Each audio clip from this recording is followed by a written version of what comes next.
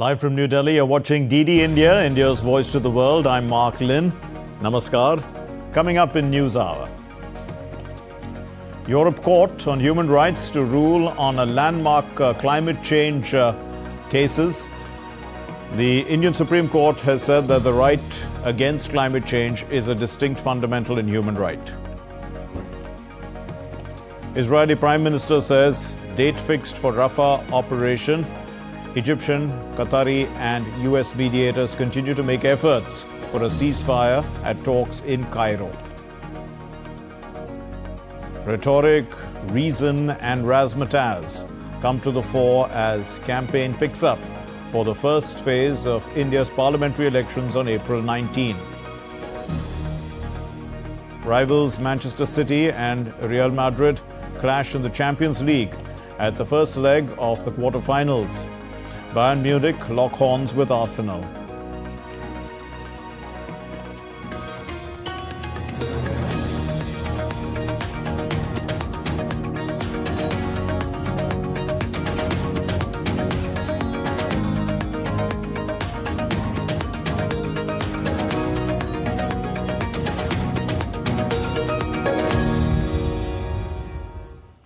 Extreme weather has caused havoc in many countries around the world over the past several months, with record temperatures sparking wildfires, water shortages and a rise in heat-related issues. Now the government will be feeling the heat as well, governments around the world that is, as the European Court of Human Rights will rule in an unprecedented verdict in 3 separate court cases on the climate change. The hearing is underway and the verdict is expected later in the day. Crucially, the verdicts will force them to adopt more ambitious climate policies. It will be the first time that the court will issue a ruling on climate change. While several European states, including France, have already been condemned by domestic courts for not fulfilling commitments against global warming, the ECHR it could go further and also make clear new fundamental rights. And the Supreme Court of India has given a similar verdict recently, saying that the right against climate change is a distinct, fundamental and human right. Observing how climate change is increasing year by year, the court underscored the need to recognize this right as a distinct one, as vulnerable species face several challenges because of pollution, climate change, predators and invasive species. The court said that Article 14, that is equality before law and equal protection of laws, and Article 21, that is the right to life and personal liberty of the Indian Constitution, are important sources of this right. The court has consulted an expert committee which will submit a report on or before the 31st of July 2024.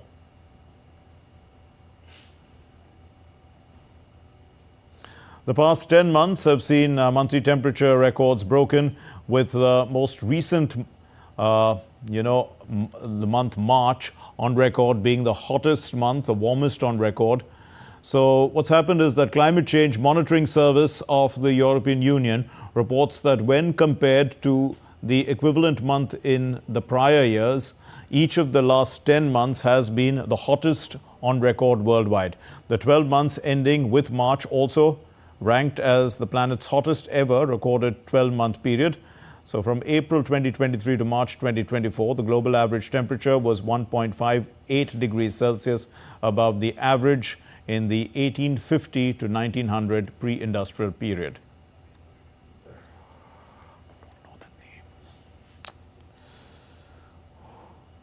And we are joined by Ishan Garg, who is joining us from Brussels. And we also have Navneet Vibhav, who's a partner at Shardul Aramchand Mangaldas and Company, who is a specialist in environmental law and environmental disputes. Thank you, gentlemen, for being with us. We'll start with you, Ishan. Now, many dimensions to these concerns, but can governments be the only ones to blame, Ishan?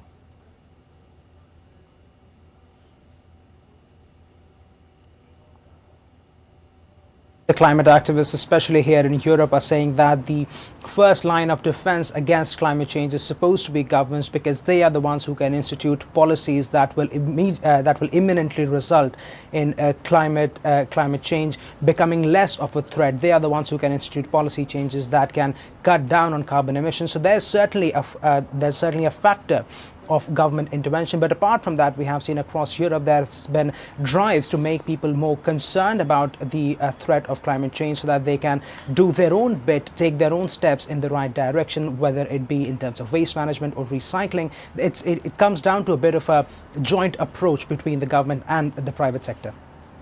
Ishan, also, what is the ambit of this court? Can it rule on banning fossil fuels, for instance? One of the pleas of the 2,000 elderly Swiss women. Well, the ambit of the court is pretty wide. The legally binding verdict that comes out of this court will be applicable to nearly all European countries. And the widest case that we are seeing in this court is the one that concerns nearly 32 countries on the European continent. So according to many climate activists, this could be the biggest moment since 2015, when the Paris Climate Accords were signed, and when leaders agreed that global average temperatures will be checked to under 2 degrees Celsius. In terms of what the court can say to ban fossil fuels, that remains to be seen yet, but it can have wide-ranging measures for countries, because it will then give citizens the possibility to sue their respective governments if the verdict today goes in favor of the petitioners here. It also opens up this legal possibility of bringing governments and various state institutions to the court, and also recognizing the right to have a good climate for the citizens, in the same sort of vein as the Indian Supreme Court has done as well. We leave it there. Thank you very much, Ishan, for joining us. Let's turn now to our guest who specializes in this, Navneet Vibhav, partner Chardul Amarchand, I beg your pardon, Mangaldas and Company, specialization in environmental advisory and environmental disputes. Mr. Vibhav, you know, we've seen special courts deal with climate matters. We have green tribunals and all that. Is this a human rights issue at the end of the day? Because after all, humans are collectively to blame for this. Absolutely, Mark, and thank you for having me on the show. I think these are very much a human rights issue as well, because if you're talking about right to, and like it was mentioned earlier, you know, we've been talking about right to clean and healthy environment. We've been talking about, you know, the certain constitutional rights, and so this is definitely a human rights issue, because if you're talking about climate change, there are a whole lot of people across the world which are actually being impacted. You have a whole lot of people whose livelihoods are being affected. So this is very, very much a human rights issue, and I think we'll have to wait and see as to how you know, what is the nature of the verdict by the court today. But my sense is that people across the world are actually watching this particular judgment, because this will have very, very serious ramifications and impact in terms of how you know, we lead our lives, and how the companies, be it the oil companies and others, actually go about carrying out their businesses. So I think definitely, I think you know, when you talk about climate change, we talk about environmental rights. These are all very much human rights issues. Okay. Also, Mr. Vibhav, you know, for the greenhorn in law, the people who don't understand enough about it, is the hierarchy of jurisprudence, you know, do human rights courts have greater say than normal courts? Can they basically pass judgments like you were talking about, you know, fossil fuels banning, coal mining, all these sort of issues, saying that they are in the interest of human safety? So I would like to just clarify that if you're talking about a court of law, I think pretty much all courts of law deal with all kinds of issues. So there is no distinction as such between a human rights court. But this is a human rights court, right? It has a special, it has a specialization. So this is of course a specialized court which deals with human rights issues, and that's the mandate. Similarly, like, you know, you have a tribunal in India which deals with environmental issues, so that's the mandate. But then the idea clearly is that the reason as to why you constituted a human rights court is because the kind of people, the judges who are actually dealing with such issues, have a better understanding of human rights issues.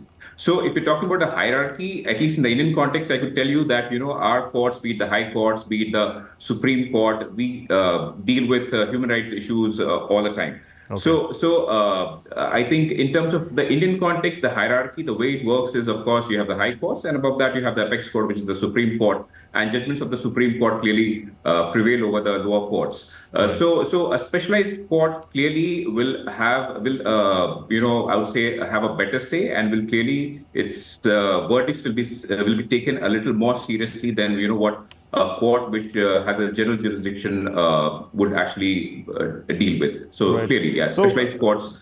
So what I Yeah. was getting at actually is that can the petitioners basically say that the jurisdiction, the court doesn't have jurisdiction, because this is a question of sustainability. There are various discussions going on. There are government forums meeting. There are COP20s, etc.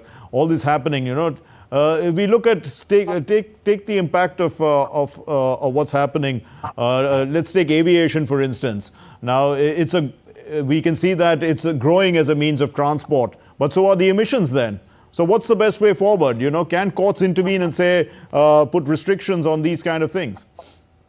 So absolutely, I think if you see the Indian context, also we've had a number of judgments where so we're not talking about a blanket ban here. We are basically talking about regulation. And I think the courts very much have the jurisdiction. The courts have all the powers to actually kind of regulate these issues, because they have a clear impact on the lives of people, be it in India or across the world. And I think if you're talking about the courts you've just mentioned, so I think they can definitely deal with these issues, because these are issues which will have very, very serious impact in the years to come. So I think if you're talking about, say, waste management, if you're talking about vehicular emission, at least in the Indian context, we've had a number of judgments from the National Green Tribunal. We've also had judgments from the Supreme Court, and the latest one being, of course, with respect to the climate change judgment, which we're just mentioning about. So courts definitely have the powers. The court should definitely use such powers and ensure that we kind of conduct ourselves in a more responsible manner across the world, not just in India. Mr. Vibhav, also, the pandemic years, they didn't give the earth enough time to recover from pollution. But certainly we saw emissions falling. We certainly saw some sort of recovery taking place. How do we keep emissions down then in terms of, do we have to just wait for court orders? Or are there examples that we can take? You did mention circular economy to some extent. Can they be enforced then by law? By courts, actually, not by legislation.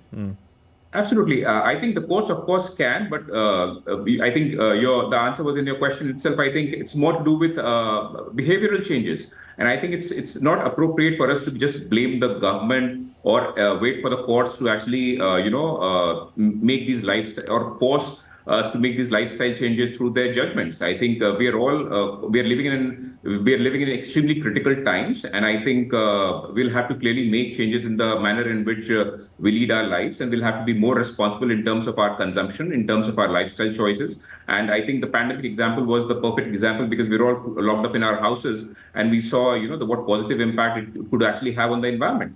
So I think it's time that we actually become more responsible in terms of our choices, in terms of the adverse impact that we create on the environment. And it has to come from all of us. We cannot really rely on the government or the judiciary or, International Court of Human Rights to kind of bring about these changes, because it's a question of our survival, I think.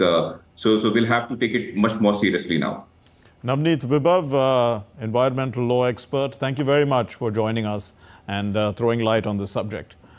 Moving on then, the frequency of El Nino occurrences in southern Africa surpassed the norm, resulting in erratic weather patterns that significantly impact food security, particularly in Zimbabwe. Southern Africa is reeling from its worst drought in years, owing to a combination of naturally occurring El Nino, when an abnormal warming of the waters in the eastern Pacific radiates heat into the air, leading to hotter weather across the world and higher average temperatures produced by greenhouse gas emissions.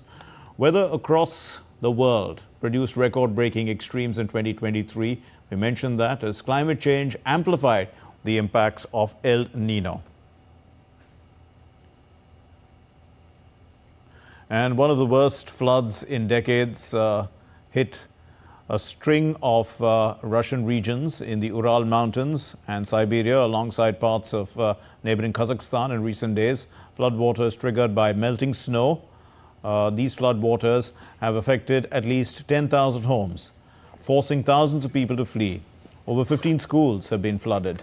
Meanwhile, the Russian President Vladimir Putin declared an emergency in the Orenburg region after the Ural River, Europe's third longest river, swelled several meters in hours and burst through the dam embankment in the city of Orsk.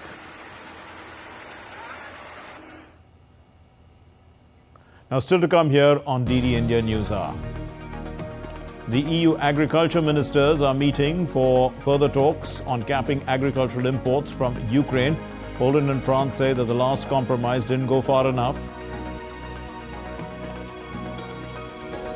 Millions are left in awe.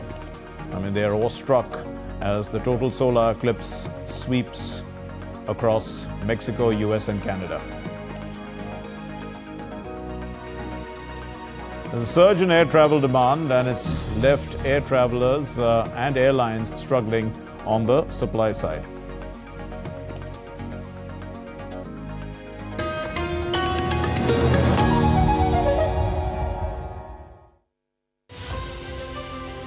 As India decides in the world's largest election, we help you feel the pulse of the nation. I am Sakal Bhatt. I am Shubhendu Ghosh. This election season, join us on a journey of India. Discover the colors of democracy.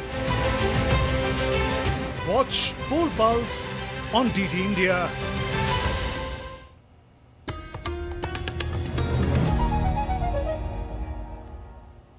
You're watching DD India News Hour. I'm Mark Lynn. The Israeli Prime Minister Benjamin Netanyahu has said that the date is set for the Rafah operation as no progress has been made at the Cairo talks for a ceasefire. Hamas has rejected Israel's proposal for ceasefire, saying that it does not meet the demands of the Palestinian movement. The US has denied having briefed the Israelis over a planned operation on Rafah.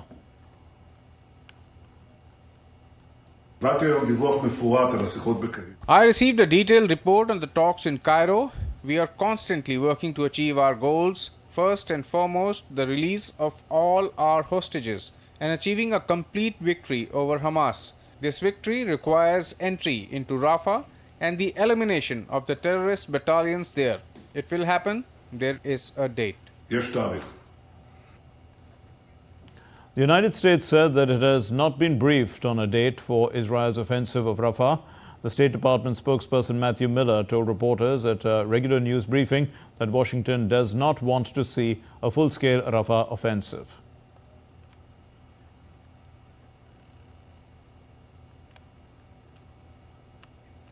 The United Nations Security Council on Monday referred the Palestinian Authority's application to become a full member of the world body to a committee on the admission of new members. The proposal for the referral, made by the ambassador Vanessa Frazier of Malta, Security Council President for April, received no objections from the body's 15 members. Palestine is a non-member observer state of the United Nations. The Security Council will now begin its consideration of item 2 on the agenda. In a letter dated 2nd April 2024, addressed to the Secretary General, the permanent observer of the Observer State of Palestine referred to the application of the State of Palestine for membership in the United Nations contained in document S/2011/592, dated 23rd September 2011, and requested that renewed consideration be given to that application by the Security Council during the month of April 2024. That letter has been circulated in document S/2024/286. And Alex Kadir now joins us with more on this story. He's joining us from Tel Aviv. Alex, what can you tell us? What's the latest on the date of that Rafah offensive, which Prime Minister Netanyahu has been talking about?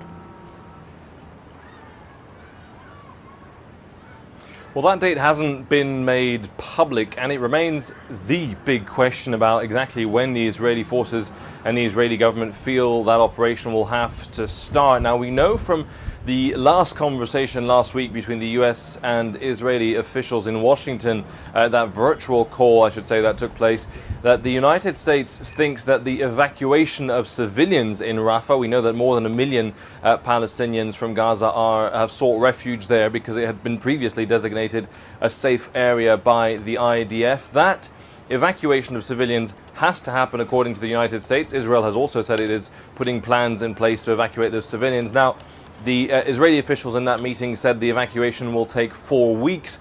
The US officials said it will take 4 months. Now, speaking to Israeli military sources just in the last couple of days, they think the timeline will be somewhere in the middle, somewhere around 2 to 3 months to evacuate those 1 million people. But the real question is, where can they go? We know that the evacuation of Israeli troops, or the withdrawal of Israeli troops from central Gaza in the last 48 hours has meant some people are returning to Khan Yunis in the middle of the Gaza Strip.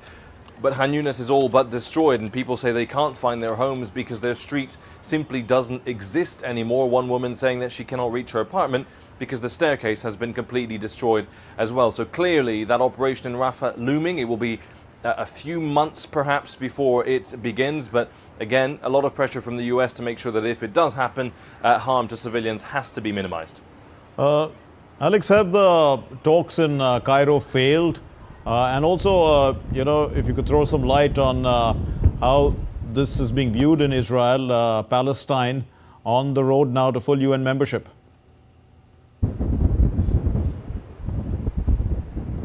Well, I think on the first question, no, they have not failed. I think you cannot just say failed or succeeded when it comes to these ceasefire talks. It's much more complicated than that. We know that Hamas has said they reject the proposal, but they've also said they're studying it. So not exactly clear where Hamas stands on these latest proposals, which have been proposed initially by the United States. We understand broadly accepted by Israel, but there are some logistical problems.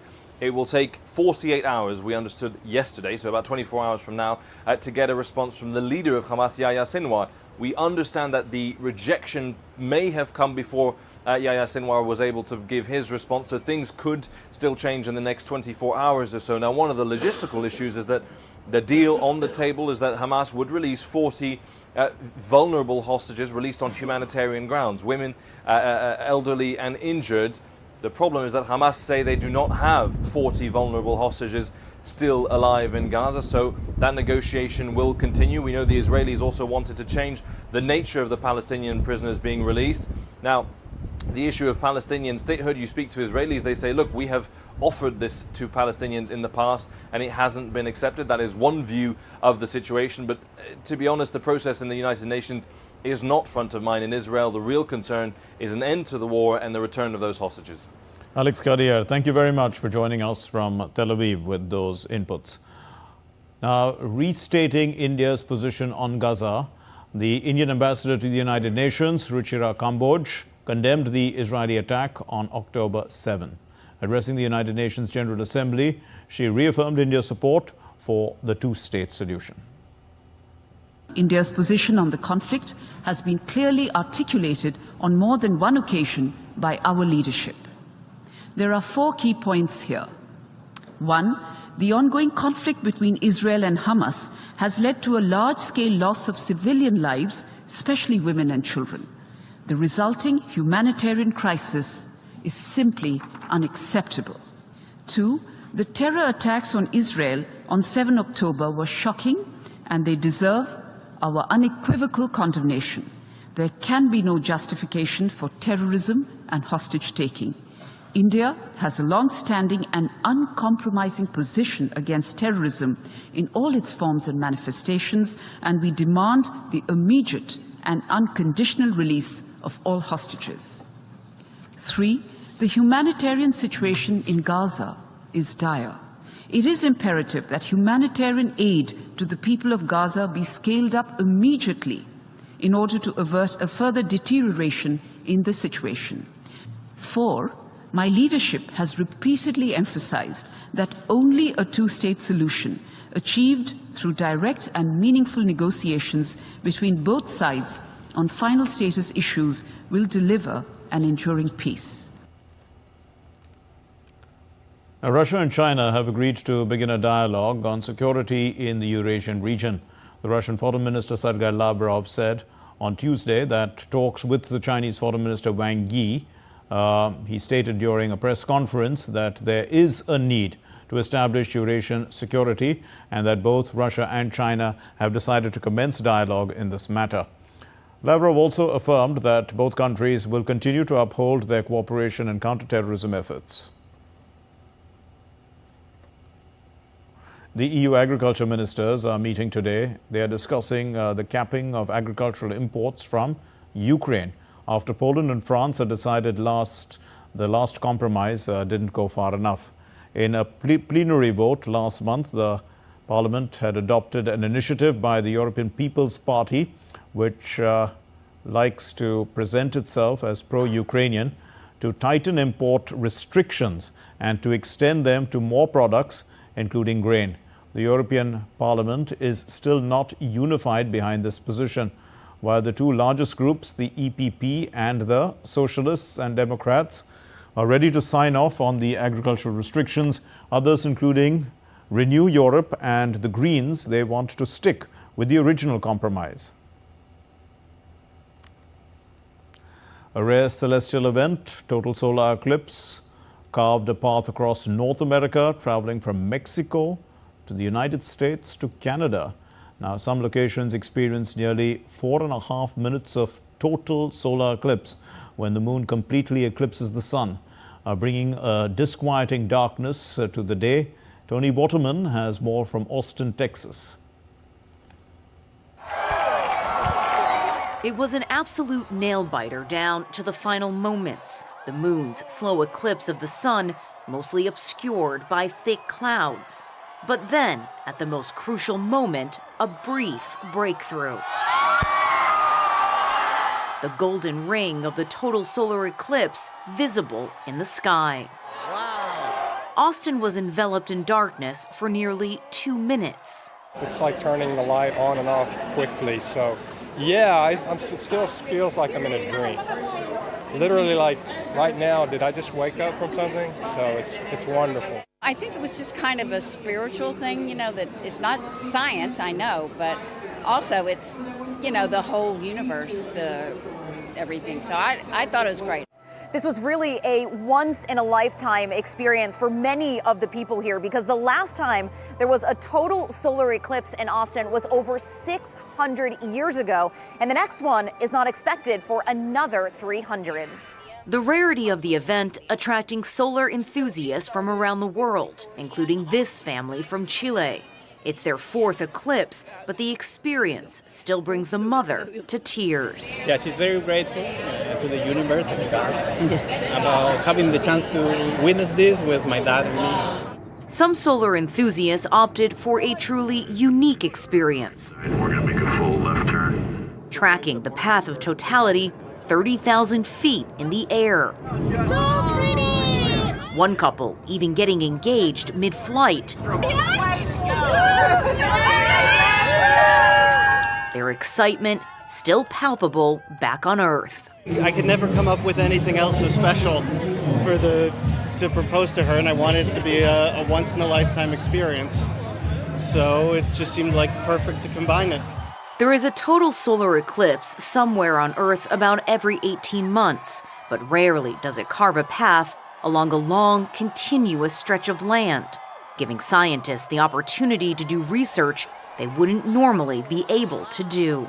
The total solar eclipse has historically been an incredible time for big leaps forward in astronomical research, not only studying the sun itself, but even there was a historic expedition to verify Einstein's theory of relativity soon after he predicted it using the total solar eclipse. The eclipse is also a poignant reminder of our small place in the universe, literally standing in the shadow of the moon. A brief but wondrous experience. Tony Waterman in Austin, reporting for DD India. Well, let's take you now to other parts of the world, getting you other stories. Nearly 2 weeks after the tragic Baltimore bridge collapse, relatives and acquaintances of the 6 victims, all immigrants from Mexico and Central America, organized a prayer session and candlelight march on Monday. The victims, who were working on road repairs when the bridge collapsed on March 26, were honored during the procession with 6 crosses displaying their names and the flags of their respective countries. The aviation sector worldwide is experiencing a summer crunch as travel demand is predicted to exceed pre-pandemic levels, while aircraft deliveries are on the decline due to production issues at Boeing as well as Airbus. Now, some carriers are compelled to reduce their flight schedules due to the shortage of available planes.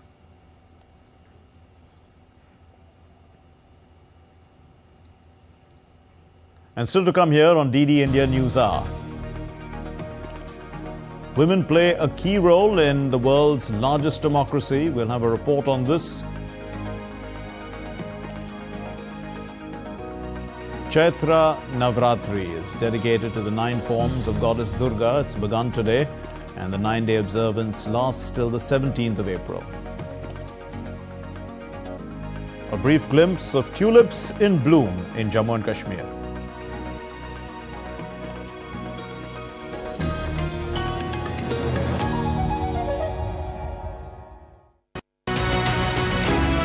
Three union territories go to the polls in Phase 1. Lakshadweep, Andaman Nicobar and Puducherry have seen some robust voting in elections. Narrow margin of victory or a highway contest on the cards. Will the trend continue? We dissect what matters for the people in the region on the Great Indian Election, Tuesdays at 8:30 p.m. IST and 1500 hours GMT, only on DD India.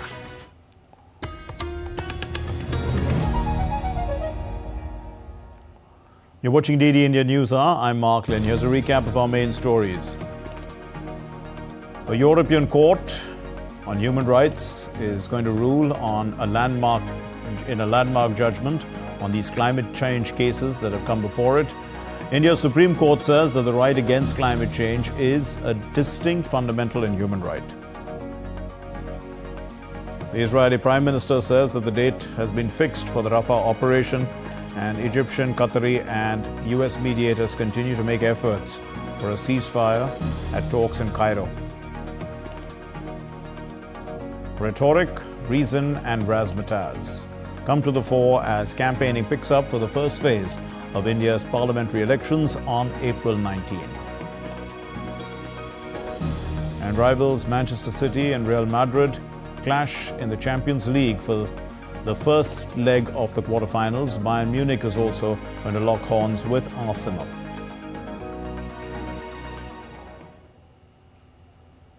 Now let's get you the latest on the largest electoral exercise in the world, the Indian general elections.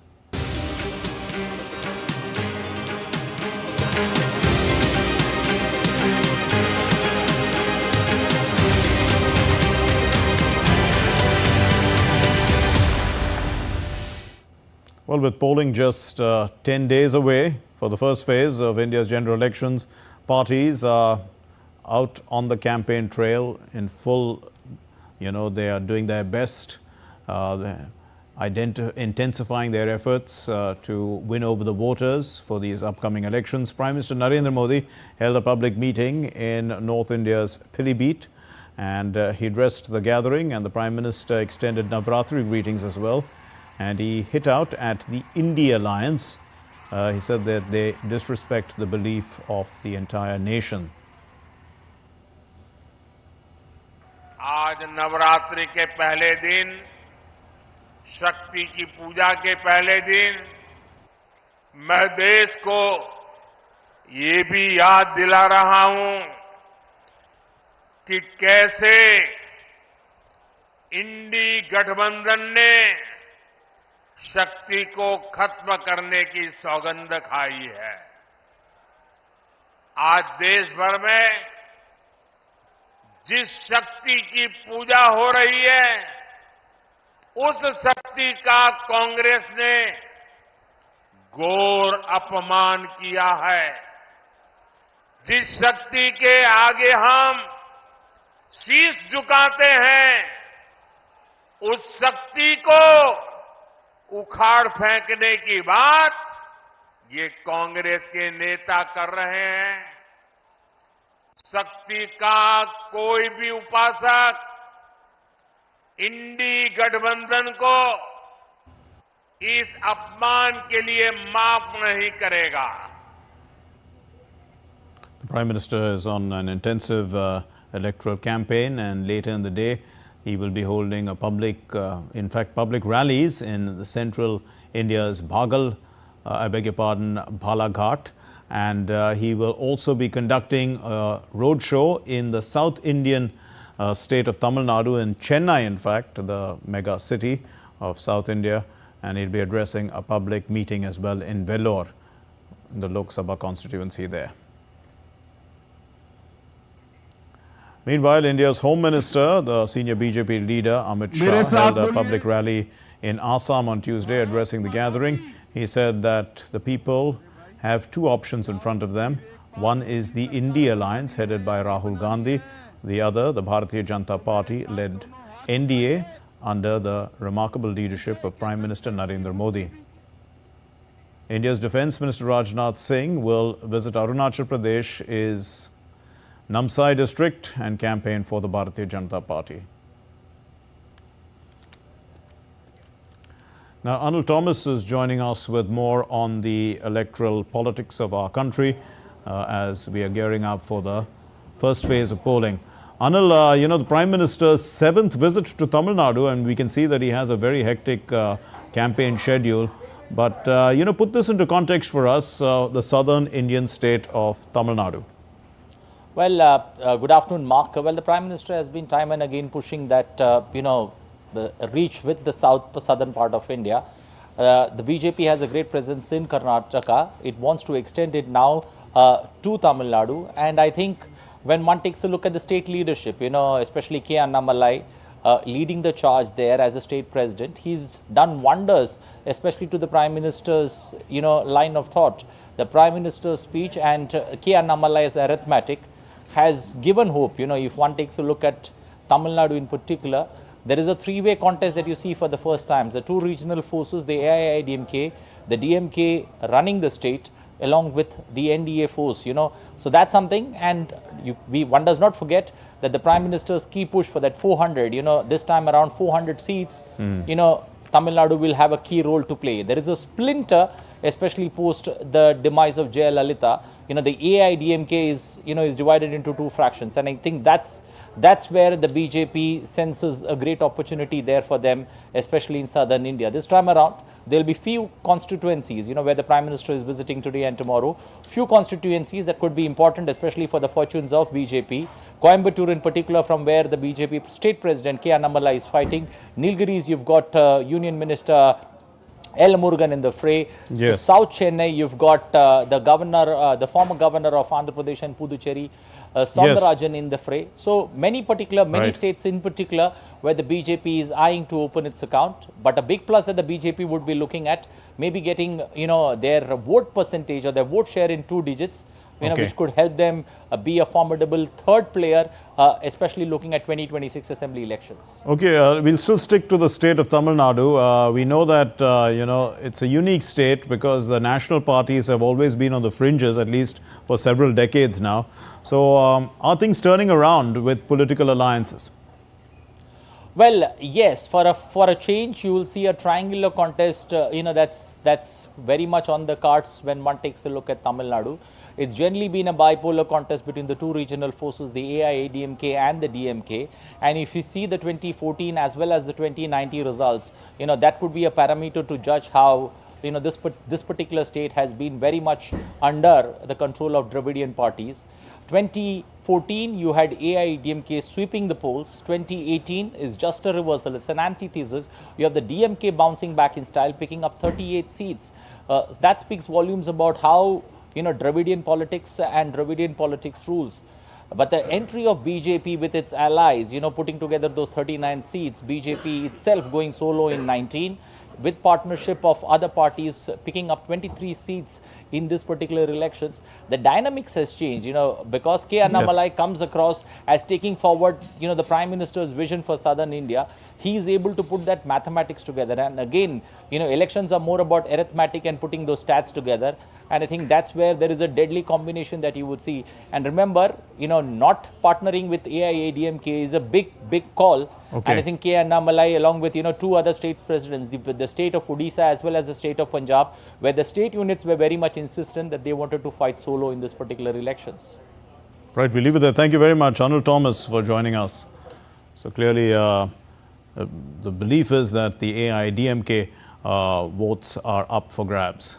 Now, Maha Vikas Aghadi, the opposition coalition in Maharashtra, announced its seat-sharing arrangement on Tuesday for the upcoming general elections.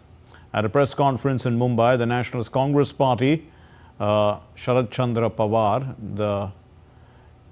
the chief, that is Sharad Pawar, this is basically that faction we're talking about, and the Shiv Sena of Uddhav Balasaheb Thackeray, the head over there is Uddhav Thackeray, and the state Congress president Nana Patole, they announced a poll pact for the 48 parliamentary seats in Maharashtra. It's a very big state.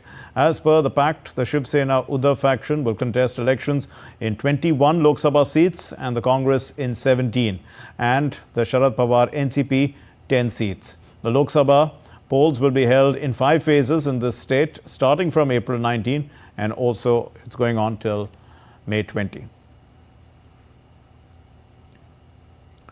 Senior citizens and specially able people have the option now of casting their votes in the comfort of their homes. This is because of interventions by the ECI. In West Tripura district, the election officer Vishal Kumar announced that individuals aged 85 and above and specially able people can cast their votes from their homes starting Tuesday using Vote from Home facility. The voting stations will be movable to their homes along with polling officers, presiding officers, representatives from all the candidates and security officers. He stated that the Election Commission of India has the motto that every vote matters, and he said that a list of these voters has already been prepared and the requisition forms, these forms have been received by, they have to be received, they had been received by March 25, and from the 9th of April, these votes can be collected from the homes. Well, the number of women candidates have been growing. It's grown 16-fold, in fact, from 1957 to 2019. Women made up only 9% of the Lok Sabha candidates in 2019. However, the number of women candidates has never crossed 1,000 in Lok Sabha elections. Parties claim that they look at winnability as a factor. So let's look at this report.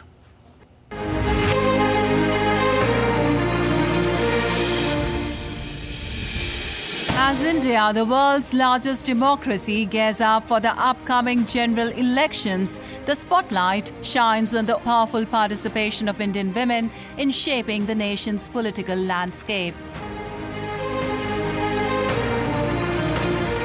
From the beginning of the Constitution, Indian women have been granted the right to vote, which is the cornerstone of democracy. However, the actual turnout of women voters has often been lower than that of men. Various factors, including socio-economic issues, may have led to this situation. But now, the tide seems to be turning. The gender gap in voter turnout has significantly reduced in recent years, with 65.63% of women exercising their right to vote in the 2014 parliamentary elections, demonstrating the growing political involvement of Indian women. In 16 out of 29 states, more women turned out to vote than men, highlighting their substantial influence in shaping the nation's political landscape. In the 2019 Lok Sabha election, which was a historic moment in the country's post-independence era, 77 women were elected as members of Lok Sabha. Additionally, there are over 1.45 million or 46% women elected representatives in Panchayati Raj institutions, surpassing the mandatory representation of 33%. The 73rd and 74th Amendments 1992 to the Constitution of India have reserved 1/3 seats in the panchayat and municipalities for women. India is presently one of the only 15 countries in the world with a woman head of state. Globally, India has the largest absolute number of elected women representatives in local governments. Also, for the first time, women voters outnumbered men in the southern Indian state of Tamil Nadu. Similarly, the participation of women in Indian politics is on the rise. On 19 September 2023, India's Prime Minister introduced the historic Nari Shakti Vandan Abhiniyam Women's Reservation Bill, which seeks to provide a 33% quota for women in Lok Sabha and state assemblies. It can only come into effect after a delimitation based on a census conducted after the bill has been passed, with the next delimitation scheduled for 2026. As India prepares for another historic election, the women of this diverse and vibrant nation are set to make their voices heard, once again proving that they are an integral part of the democratic fabric of India.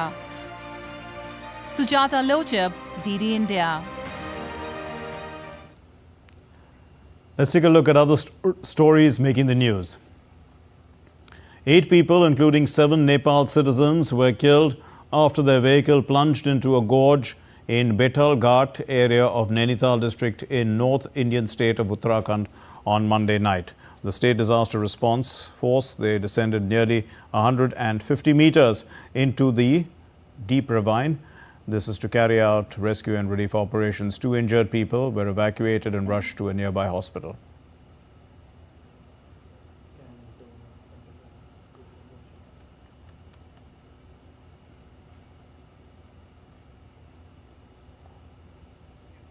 The month of April brings along a long list of New Year celebrations.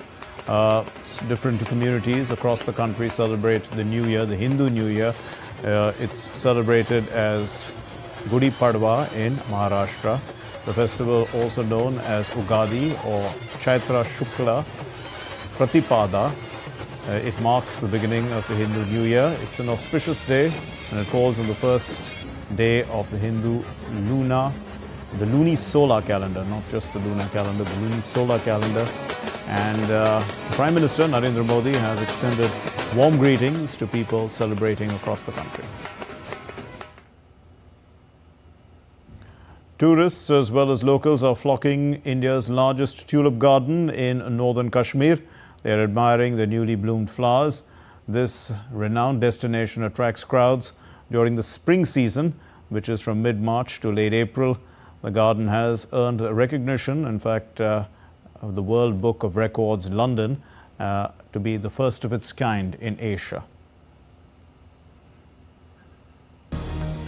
Now, still to come here on DD India News Hour, gold prices are making a statement of their own, new highs.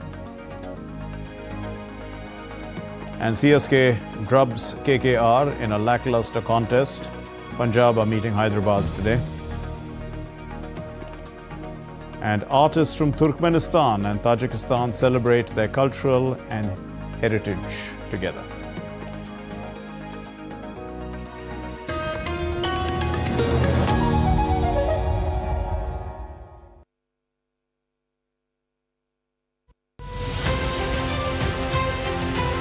Poll Pulse tracks the pulse of the poll-bound southernmost Indian state of Tamil Nadu. Voting is our responsibility. This is a big fight between BJP and India alliance. Will you vote? போடுவோம். போட்டு நீங்க பேசுறதுனால எனக்கு ரொம்ப சந்தோஷம். Yeah, power of democracy. This is a huge. The 2024 Lok Sabha polls in Tamil Nadu are witnessing the battle royale between DMK, AIADMK and the BJP.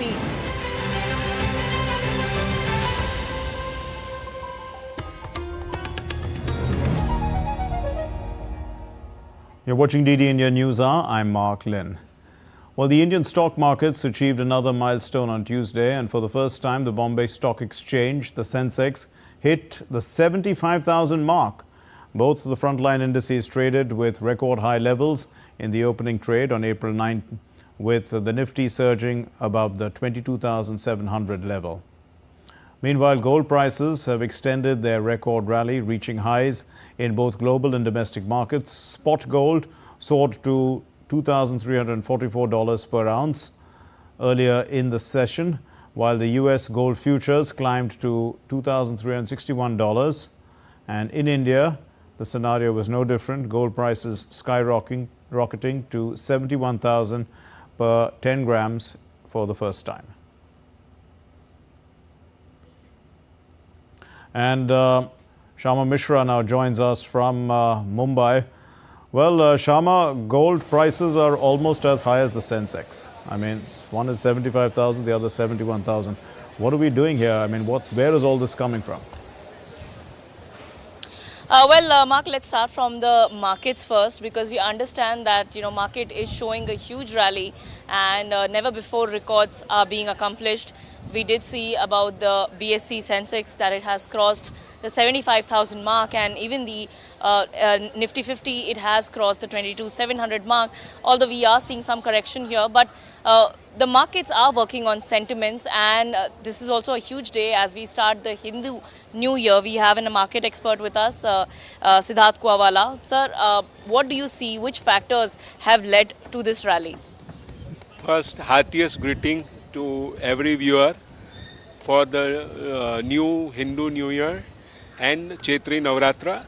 And I would say it's a very, very auspicious beginning.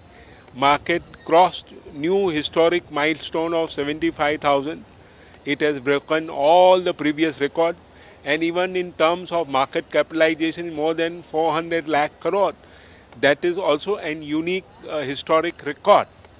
And there are some very positive factors why the market is going up. The recent RBI policy, the repo rate was remained unchanged. The governor was very clear. They are watching inflation. We were anticipating there might be some increase in the interest rate, but it was unchanged. So that was one big positive factor for India, and it was in line with Fed. And maybe if the inflation comes under control, maybe in coming quarters, first Fed will start reducing interest rates, and maybe followed by other countries and even in India, depending upon the inflation. The other major factor driving the market is sentiments of election. It seems, and market is factoring, that BJP will come with a comfortable majority, because indicator is the market, and all the market participants from the retail, mutual fund and foreign funds who are having huge exposure are anticipating BJP again back to power. So due to which the reform process will carry on. They have already announced that whatever the ongoing big projects should just move on, should not stop.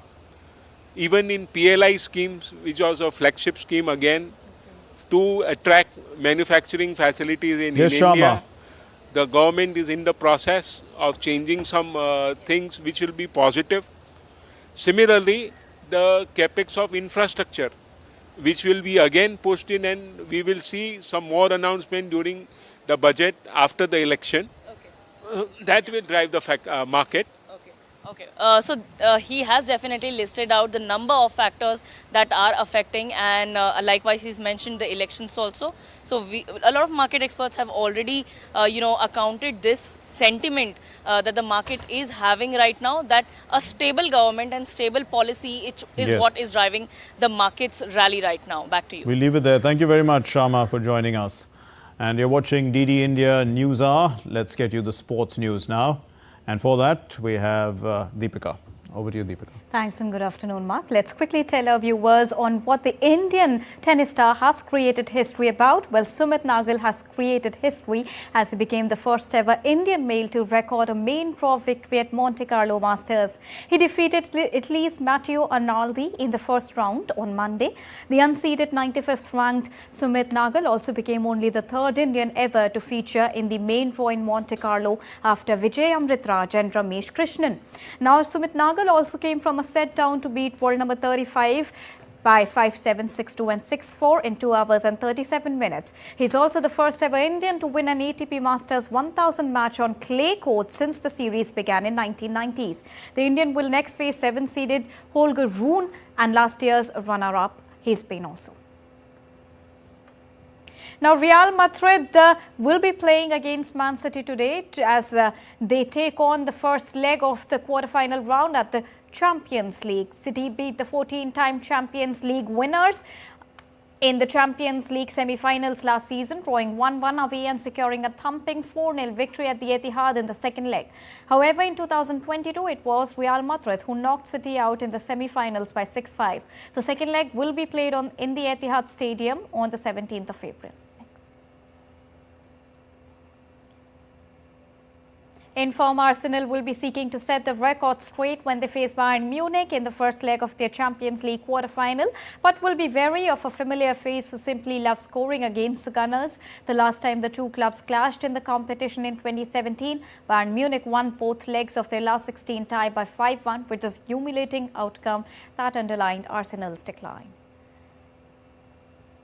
In IPL, an inconsistent Punjab Kings will take on highly aggressive Sunrisers Hyderabad as the two teams clash it out in a mid-table battle in IPL on Tuesday.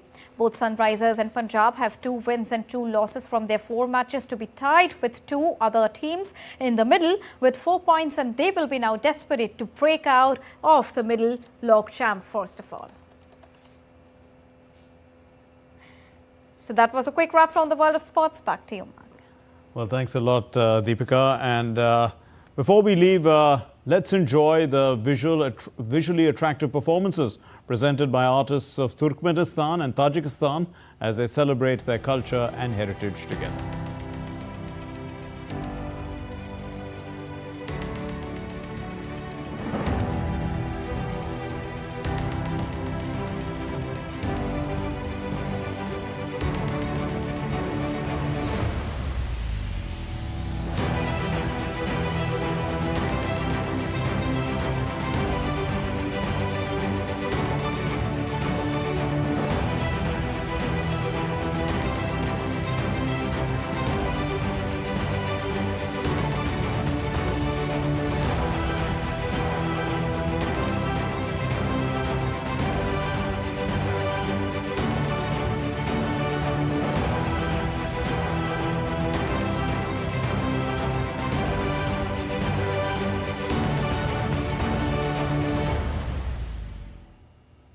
Well, that's all we have in this edition of DD India News Hour. Let's know your thoughts on the news of the day. Connect with us on Facebook, X, formerly Twitter, and Instagram. We'll be back with more news as it breaks here on DD India. I'm Mark Lynn, and with me is Deepika. From all of us here, thanks very much for watching DD India News Hour. Namaskar.